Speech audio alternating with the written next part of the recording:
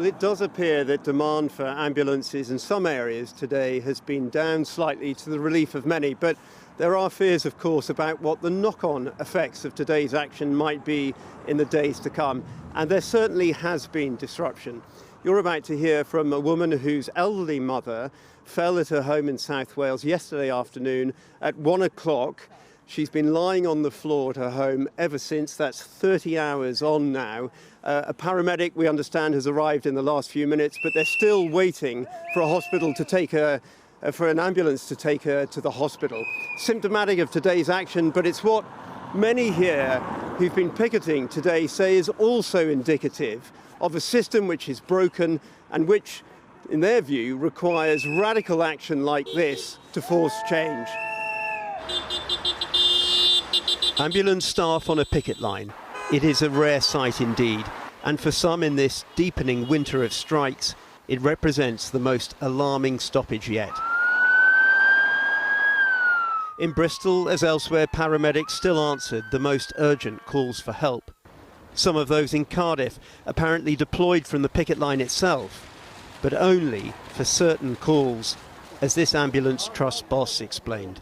Patients in the category that's immediately life-threatening, so people that are having difficulty breathing, those that are continuously fitting, cardiac arrests and so on, will definitely get a response. That's agreed in the derogations by the trade unions. And we've also agreed that patients with cardiac chest pains and strokes and those involved in serious road crashes will also continue to receive a response. Other less serious patients may wait longer and might not get a response at all. Among those on strike, John Harris, an ambulance technician. We have to take a stance. We cannot allow the NHS to be allowed to crumble in the way that it is being allowed to crumble. It is beyond breaking point, and it is not a safe place to be. Even if that means, on a day like today, that there will be people out there crying out for an ambulance who won't get it. There are people crying for an ambulance every single day. The day before yesterday, the very first job that I did was 26 and a half hours old for a patient who'd been on the floor for that amount of time. That is happening every single day. I don't think a public at large will notice a massive difference in the service because the service is currently broken. Support from passers-by was audible, but not universal. I get that you need a pay rise, but can we do it another way? Not for 30 years has there been a strike by ambulance staff on this scale. At the heart of it is an increasingly bitter pay dispute.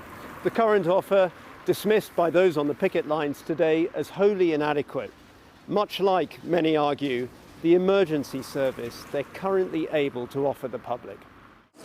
It is a service conspicuously struggling with demand and increasingly hamstrung by lengthy handover delays at hospitals. Mr. Barkley, any progress on this? How was your meeting, Mr. Barkley? Hello. Unions were incensed today after England's Health Secretary accused them of making a conscious decision to inflict harm on patients. Why are you attacking the unions, though?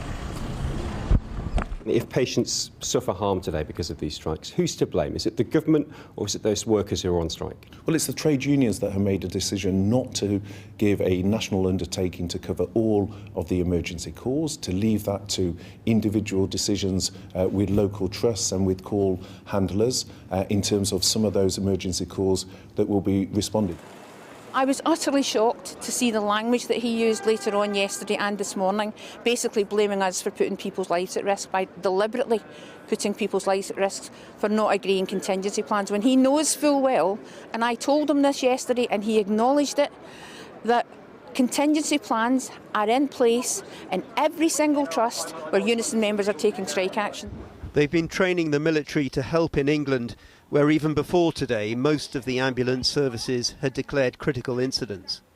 Amidst a backdrop of pleas to the public to take extra care, some trusts reported reduced demand today.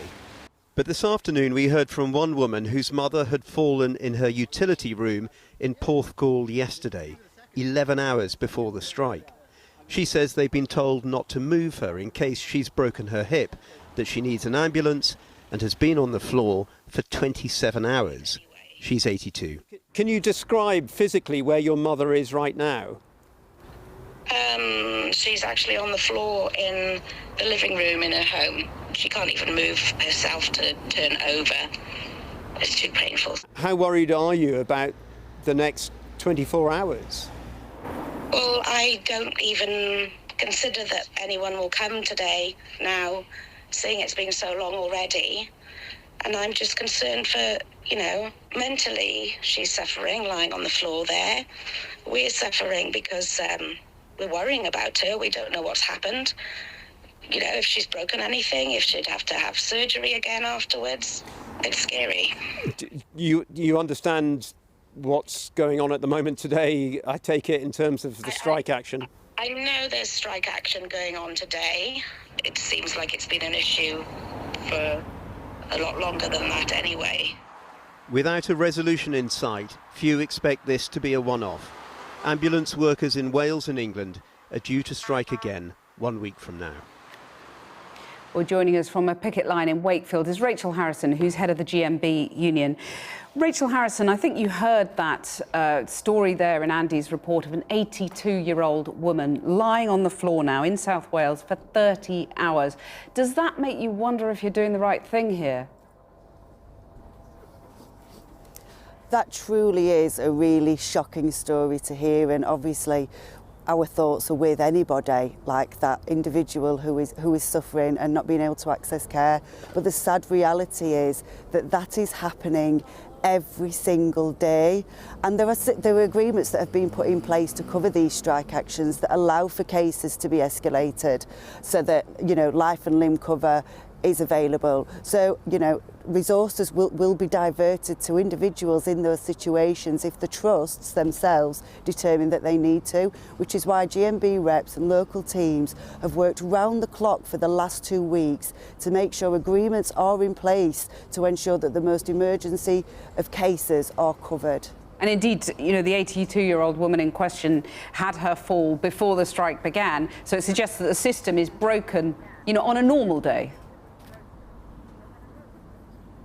Absolutely, and this is part of the reason why we found ourselves stood on picket lines today supporting our members.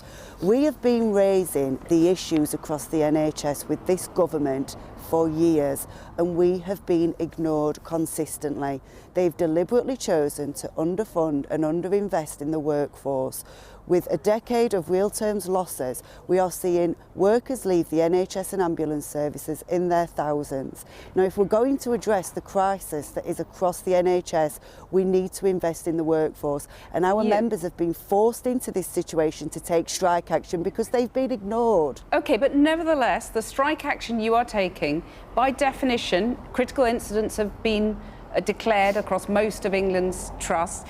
By definition, patients may have been harmed. That's what a critical incident means. That's when it's declared. So more people will die, won't they, because of today's industrial action? Well, we won't know the impact of the days of industrial action until the coming days. But what I can say is, and give you our assurances, is that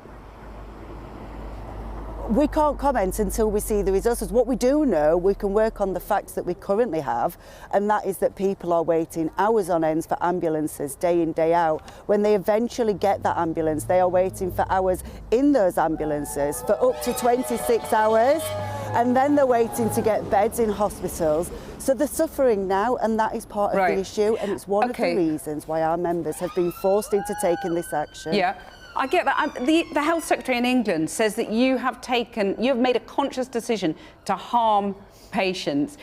Do you think the public will agree with him or with you? Is the government to blame here, whether in England or in Cardiff, or are you to blame if people die? I can guarantee you that the majority of the public do not agree with that statement.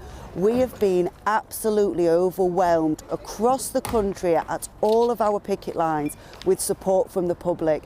There's been a steady stream of public turning up on foot, in their cars, delivering food parcels and well wishes and thanking our members for everything they do for them and telling them that they've got their support. We have been absolutely overwhelmed. We've never seen this outpouring of support from the public for our industrial actions in the past. Rachel Harrison, thank you very much.